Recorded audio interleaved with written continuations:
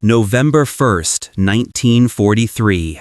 24,000 feet above the Solomon Sea. The air is thin and painfully cold, a stark crystalline blue that seems to stretch into eternity. Inside the cramped cockpit of his P-38G Lightning, Captain Richard Dick Lanning of the 339th Fighter Squadron can feel the vibration of the twin Allison engines through the soles of his boots, a constant, reassuring hum. Frost spiders across the edges of his canopy. Below, the turquoise water of Empress Augusta Bay laps at the volcanic shores of Bougainville Island, a deceptive paradise where American Marines are at this very moment storming the beaches. Lanning's job, and that of the 7 other P-38s in his flight, is simple: keep the sky clear. They are the high cover for a wave of B-25 Mitchell bombers tasked with softening up Japanese airfields. For an hour, the mission has been textbook. The radio crackles with routine call signs and altitude checks. The voices calm, professional. Lanning scans the sky, his eyes constantly moving in a practiced, sweeping pattern. Left, right, high, low, check the sun. The glare is a killer. It's where the enemy loves to hide, using the blinding light as a cloak. His wingman, Lieutenant Sam Fletcher, holds his position off Lanning's right wing, his own silver P-38 a perfect mirror of Lanning's, nicknamed the Florida Flash. The silence between radio calls is heavy with unspoken tension. This is the slot, one of the most dangerous patches of sky in the world. You never relax. Then it happens. Not with a shout, but with a sudden change in the texture of the sky. A flicker, a glint of light where there should be none. Lanning's heart hammers against his ribs. "Bogey, 11 o'clock high," he calls out, his voice a low growl into his oxygen mask. Looks like a whole damn flock. He isn't wrong. The specks multiply, resolving from distant dots into the unmistakable shapes of enemy aircraft. Mitsubishi A6M Zeros descending from the sun just as he'd feared. But it isn't a patrol. It isn't a handful of fighters. It's a swarm. 10, 20, then 30. Lanning stops counting at 40. 40 elite Japanese naval pilots from the Rabaul Air Group diving on 8 American P-38s. The odds aren't just bad, they are nonsensical. This isn't a fight, it's an execution. Jesus Christ, Fletcher breathes over the radio. The whole damn Imperial Navy is here. The Japanese pilots, masters of the turning dogfight, descend with predatory grace. Their plan is obvious. Bracket the heavier, less nimble P-38s, break up their formation, and then pick them apart one by one. The American playbook for this exact scenario is drilled into Lanning's skull. Maintain energy. Use your superior speed and dive rate. Do not engage in a turning fight. Hit and run. Standard procedure. But 40 zeros changes the geometry of the sky. There is nowhere to run. The first wave of zeros hits them like a physical blow. The air fills with the angry buzz of their 7.7mm machine guns and the deeper thump-thump-thump of 20mm cannons. Tracers, bright green and menacing, slice through the formation.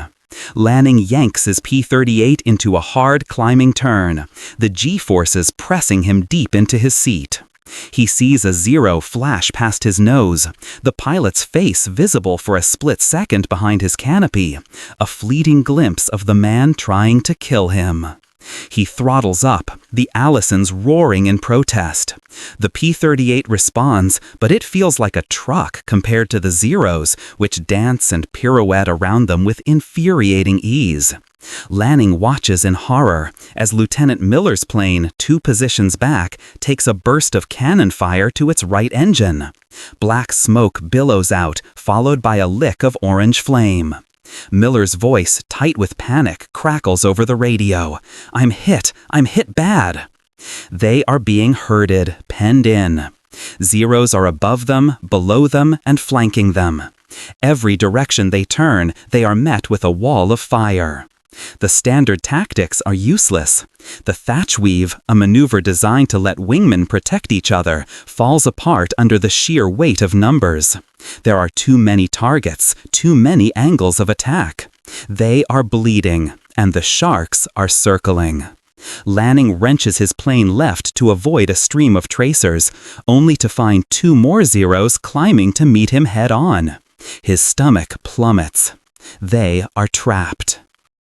The air is thick with death, and the rulebook has just become a suicide note. The next 30 seconds are a blur of instinct and desperation. Lanning shoves the stick forward, diving underneath the head-on pass. The enemy cannons tearing through the air where his cockpit had just been. He pulls up sharply, his guns chattering, sending a stream of 50 caliber rounds into the belly of a climbing Zero. He sees pieces of its cowling fly off, but the pilot expertly rolls away, vanishing back into the swirling chaos.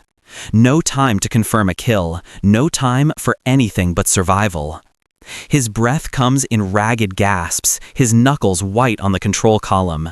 He glances at his wingman. Fletcher is still with him, but his Zero is glued to his tail, its guns winking. "Sam, brake right, Lanning screams into the radio. Fletcher throws his P-38 into a gut-wrenching turn, but the Zero matches him effortlessly. This is the nightmare scenario, the turning fight. A P-38 turning against a Zero is like a bull trying to outmaneuver a matador. The bull is stronger, but the matador is quicker. And in the sky, quickness is life. Lanning knows he has seconds to act. He could try to dive on the Zero attacking his wingman, but there are 2 more Japanese fighters sliding into position to cut him off. He is boxed in. The squadron's cohesion is gone. They are 8 separate duels, 8 men fighting for their lives against impossible odds. Miller's burning P-38 is now in a terminal spin, a funeral pyre falling towards the indifferent sea. Another Lightning, piloted by a young lieutenant named Jensen, is trailing coolant, a dead engine marking him as the next victim. The official doctrine, the one they hammered into his head back in flight school in California, is crystal clear. In a disadvantageous engagement, disengage, dive away. Your aircraft's superior speed in a dive is your ultimate escape. But the Zeros are anticipating this. They've positioned themselves below the American formation, ready to pounce on any P-38 that tries to run for the deck.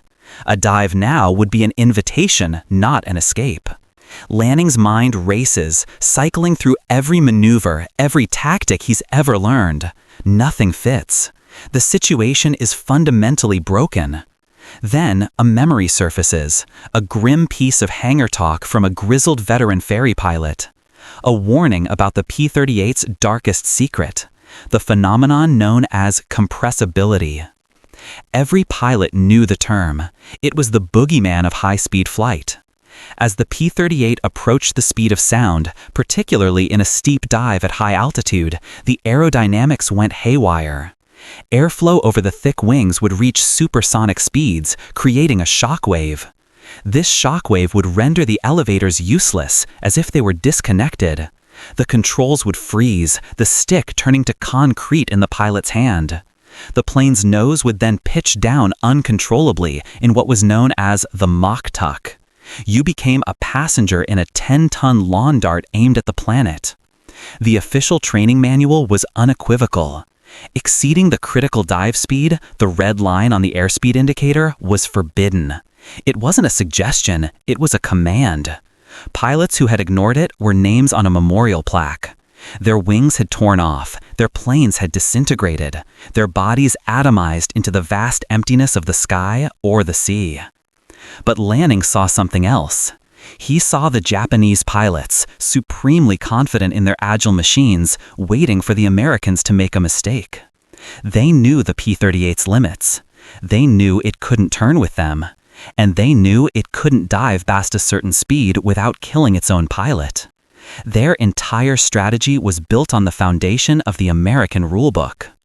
A cold, terrifying clarity washes over him. If the rulebook is a death sentence, then the only way to live is to tear it up. He looks down. The Japanese formation is a complex, swirling dance of death, but they are concentrated, waiting for the crippled Americans to fall into their laps. They are hunters, confident the prey has no more tricks. He keys his mic, his voice steady, betraying none of the cold fear gripping his soul. "Sam, I'm going down. Follow me if you can, but do it on my signal." "Dick, what the hell are you doing?" Fletcher's voice is strained. "That's suicide." Lanning doesn't answer. He takes one last look at the sky teeming with enemies. He sees Jensen's crippled P-38 finally succumb, its good engine giving out as 2 Zeros mercilessly stitch it with cannon fire from tail to nose. The sight galvanizes him. He is done playing their game. He pushes both throttles to the firewall, past the emergency gate. The Allisons scream, a piercing metallic shriek of maximum power. He rolls the Florida Flash onto its back and pushes the control column forward, not gently, but with all his strength. The world inverts. The blue sea becomes his sky. The sunlit heavens becomes his floor. He is no longer evading. He is attacking. He is diving straight down, aiming for the red line on his airspeed indicator, aiming for the forbidden zone, aiming for the wall in the air. The dive is instantaneous and violent. Gravity seizes the 10-ton fighter, pulling it toward the earth with ferocious acceleration. The world outside Lanning's canopy becomes a terrifying vertical smear. The altimeter needle begins to unwind like the hands of a clock gone mad. 22,000 feet, 20,000, 18,000. The scream of the Allison engines is drowned out by a new sound, the shriek of the wind, a high-pitched banshee wail that seems to tear at the very rivets of the aircraft. His airspeed indicator needle surges past 350, then 400 miles per hour. It sweeps past the thick red line painted on the glass, the line that meant danger, do not exceed. Lanning's body is pinned against his straps, the negative G's trying to lift him out of his seat. Every loose object in the cockpit, a stray pencil, a few specks of dust, floats in the air around him. Through the canopy below, he sees the Japanese squadron. From his godlike perspective, they look like a school of deadly fish. For a moment, they seem confused. A few of them break formation, perhaps thinking he's lost control, another victim of their relentless assault. He can almost feel their arrogance, their certainty. The American is falling. He is dead. They begin to follow him down, but cautiously, staying well within their own aircraft's performance envelopes. They are waiting for the inevitable disintegration, the puff of smoke and debris that would signal the end of the Florida Flash. Then the shaking starts. It begins as a mild tremor in the control stick, a gentle vibration. Within seconds, it escalates into a violent, bone-jarring shudder. The entire airframe is caught in an invisible, angry fist. The wings buffet, flexing and groaning under stresses they were never designed to withstand. It feels as if the plane is trying to tear itself apart. This is it, the onset of compressibility. The boundary layer of air flowing over the wings is detaching, going supersonic. He is flying through a physical barrier. The airspeed indicator now reads an impossible 500 miles per hour. He tries to pull back on the stick to test the controls. Nothing. It's as if the cables have been severed. He pushes with all his might, his muscles straining against the harness. The column doesn't budge an inch. It's locked solid, encased in concrete. Panic, cold and sharp, tries to claw its way up his throat. He is no longer a pilot. He is a passenger. And then the mock tuck begins. The nose of the P-38, no longer governed by the elevators, begins to pitch down even further. The dive steepens. Lanning is looking almost straight down at the glittering expanse of the Pacific. 15,000 feet, 12,000 feet. The water is rushing up to meet him, its surface texture now visible. He can see the whitecaps on the waves. The Japanese pilots watching from above see exactly what they expected to see: an American fighter in an unrecoverable terminal dive. They have won. They begin to level off, preparing to rejoin the main fight and finish off the rest of Lanning's crippled squadron. But Lanning is not screaming. He is not praying. He is fighting. He remembers another piece of hangar lore, a desperate theory whispered between pilots who had touched the edges of this aerodynamic abyss and somehow returned. The stick is useless. The elevators are dead. But there is one last thing to try, one final desperate input that the designers had never intended for this purpose. Ignoring the useless control column, he reaches down with his right hand, his fingers fumbling for a small geared wheel by the side of his seat. The elevator trim wheel. It's designed for making small, fine-tuned adjustments to maintain level flight, to ease the pilot's workload. It controls a small tab on the edge of the elevator, not the main surface itself. Against the titanic forces of compressibility, using it should be like trying to stop a charging rhino with a feather. But it's his only hope. He grabs the wheel. It won't move. It's frozen solid. He grits his teeth, puts both hands on it, and pulls with every ounce of strength in his body. His muscles scream in protest. The veins in his neck stand out like cords. The wheel groans, then gives, just a fraction of an inch. A jolt runs through the airframe, a different kind of vibration. Hope, fierce and raw, surges through him. He pulls again. The trim tab is biting into the supersonic airflow, fighting a war of physics on his behalf. The ocean is screaming toward him. 8,000 feet, 7,000 feet.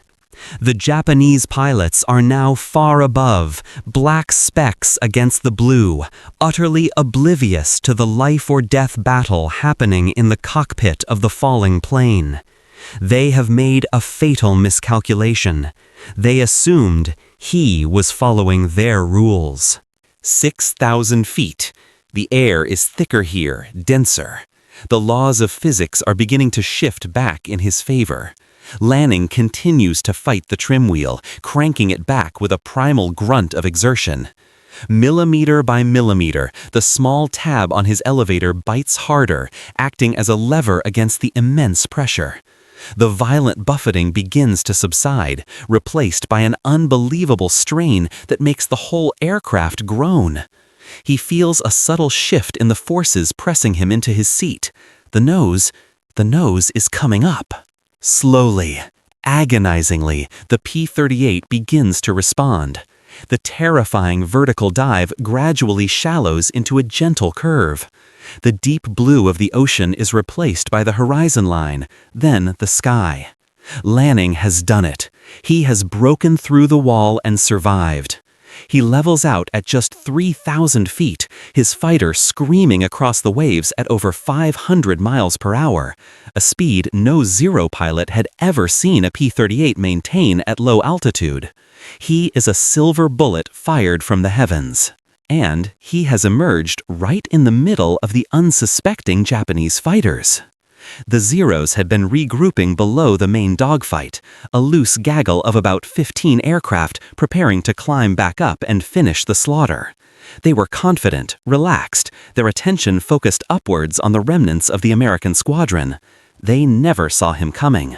For the Japanese pilots, it is a moment of pure, undiluted shock. 1 second, the sky below them is empty. The next, a twin-boomed American fighter, a blur of motion, materializes in their midst like a phantom. It isn't flying, it is a projectile. Lanning doesn't have time to think. He is operating on pure, distilled combat instinct. His thumb closes over the trigger on his control stick. Directly in front of him, a Zero is crossing his path, its pilot turning to look, his canopy revealing a face of wide-eyed disbelief. Lanning fires. The P-38's nose armament is one of the most devastating in the sky. 4 50 caliber machine guns and a 20mm Hispano cannon all clustered together. Unlike wing-mounted guns, they don't need to be converged. They fire in a straight, concentrated stream of destruction. The effect on the lightly armored Zero is catastrophic. The stream of shells hits the Japanese fighter dead center. It doesn't catch fire or trail smoke. It simply ceases to exist, vaporizing in a flash of orange, black, and shredded aluminum. Lanning doesn't even see the explosion. He is already moving too fast. He rockets through the fireball, his plane slicing through the spot where the Zero had been. Another Japanese fighter is attempting a hard turn to bring its guns to bear. It's a fatal mistake. The turn bleeds the Zero's speed, making it a near-stationary target for the streaking P-38. Lanning makes a fractional adjustment with his rudder and fires again.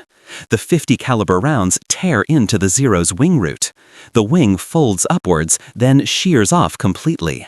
The crippled fighter snaps into an uncontrollable corkscrewing spin, plummeting into the sea.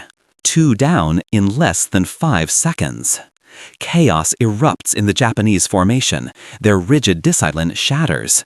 These are elite pilots, but they are facing something that makes no sense. The hunter has become the hunted. An enemy they thought was falling to his doom is now an avenging angel of impossible speed right in their backyard. They scatter, their graceful formations breaking into a panicked every-man-for-himself scramble. They try to turn, to climb, to dive, but Lanning is too fast. He has a massive energy advantage, a surplus of velocity that turns his P-38 from a heavy escort into a high-speed executioner. He pulls back gently on the stick, converting his excess speed into a shallow climb, rocketing up and through the scattering Zeros. He spots a third, its pilot desperately trying to follow a climbing wingman. Lanning's guns roar for a third time. The stream of tracers walks right up the Zero's fuselage, stitching a deadly line from tail to cockpit. The plane shudders, its engine spewing black oil that coats Lanning's canopy, before it noses over, lifeless, and begins its final journey to the waves below. The 180 seconds of adrenaline-fueled fury have begun. Up above, the remaining P-38s, seeing the utter pandemonium that has broken out, turn to re-engage, a surge of hope cutting through their despair. Down below, Lanning lines up his 4th target. The Japanese pilots are no longer fighting a squadron. They are fighting a ghost. Lanning's P-38 is now a weapon transformed. It is no longer a lumbering giant, but a jousting knight, its immense speed its lance. He has no intention of dogfighting. His tactic is brutal and simple. Make a single high-speed pass, fire, and then use his momentum to climb away, repositioning for another attack before the enemy can possibly react. He is exploiting the P-38's strengths, raw power, speed, and concentrated firepower to attack the Zero's greatest weaknesses, its fragility and its inability to cope with such velocities. He zooms up to 8,000 feet in a matter of seconds, the shocked Japanese pilots struggling to track him. He rolls over the top, the sun at his back, and chooses his next victim. A pair of Zeros are trying to reform, to trap him in a pincer. Lanning ignores the second plane and focuses on the leader. He dives again, not as steeply as before, but enough to build terrifying speed. The Japanese leader sees him coming and tries to turn into the attack, a classic head-on pass. But Lanning is not aiming for the cockpit. He fires a long, deliberate burst, letting the Japanese pilot fly directly into the wall of lead and high-explosive shells. The Zero's propeller disintegrates into 1,000 metal splinters. Its engine explodes, ripping the nose of the plane clean off. The rest of the fuselage, trailing fire and smoke, tumbles end over end. That's 4. The second Zero breaks away hard, the pilot wanting no part of the silver demon that just obliterated his leader. The fear is palpable. It has broken their most sacred weapon. their confidence. Meanwhile, inspired by the maelstrom Lanning has created, Sam Fletcher dives down to join the fray. Freed from his pursuer, he picks a panicked Zero and, with a perfectly executed deflection shot, sends it spiraling into the ocean. The tide has not just turned, it has become a tidal wave. Lanning is a blur of motion. He makes another pass, this time from the side, slashing through the disorganized enemy. His target is a Zero trying to climb. The pilot is looking over his shoulder, checking his tail, and never sees the P-38 approaching from his 9 o'clock. Lanning gives him a short, precise burst. The Zero's canopy shatters. The plane rolls languidly onto its back and hangs there for a moment, suspended between sky and sea before gravity reclaims it. 5. He feels a hammering sound from behind. Someone has finally gotten on his tail. Tracers flash past his left wing. He shoves the throttles forward and enters a shallow climb. The Zero tries to follow, but its engine, optimized for agility, not raw power, cannot keep pace. Lanning simply walks away from him, pulling ahead with contemptuous ease. Once he has enough separation, he rolls and dives back towards his pursuer. The Japanese pilot, seeing the silver fighter coming back at him, panics and dives away, disengaging completely. Lanning doesn't chase. He is ruthlessly efficient. He spots another pair of Zeros trying to escape the slaughter. He levels out behind them, a wolf stalking sheep. He fires, and the left-hand plane's tail assembly is shredded. The pilot loses all control as the fighter pitches violently and spins into the water. 6. The other Zero drops its auxiliary fuel tank and flees for its life. The entire engagement has lasted less than 3 minutes. The sky, once choked with 40 enemy aircraft, is now a scene of utter devastation. Black smoke plumes mark the graves of Japanese fighters. The remaining Zeros are in full retreat, scattering in every direction. Their only thought to escape the incomprehensible fury that has been unleashed upon them. Lanning makes one last pass on a fleeing Zero, catching it with a final burst from his 20mm cannon. The plane erupts in a ball of flame, the fate of so many Zeros with their unprotected fuel tanks. 7 kills for Lanning. Fletcher has 1, and a third P-38 pilot, emboldened by the chaos, had managed to down another. 9 enemy aircraft have fallen from the sky. Lanning finally pulls up, his engines running hot, the smell of cordite thick in his cockpit. He takes a deep, shuddering breath. His body is trembling with adrenaline. He looks at his wings, half expecting to see them buckled and torn, but the P-38, a testament to its rugged Lockheed construction, has held together. He checks his gauges. Fuel is low. Ammo is almost gone. He calls out over the radio, his voice hoarse. "Cavalry flight, form up on me. We're going home." The flight back to the Henderson Field airstrip on Guadalcanal is quiet and surreal.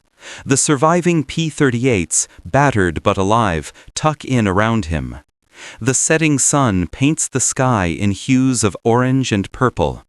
Lanning lands his P-38, the Florida Flash, and as it rolls to a stop, he can feel the airframe groaning, every rivet protesting the unbelievable stress it has endured.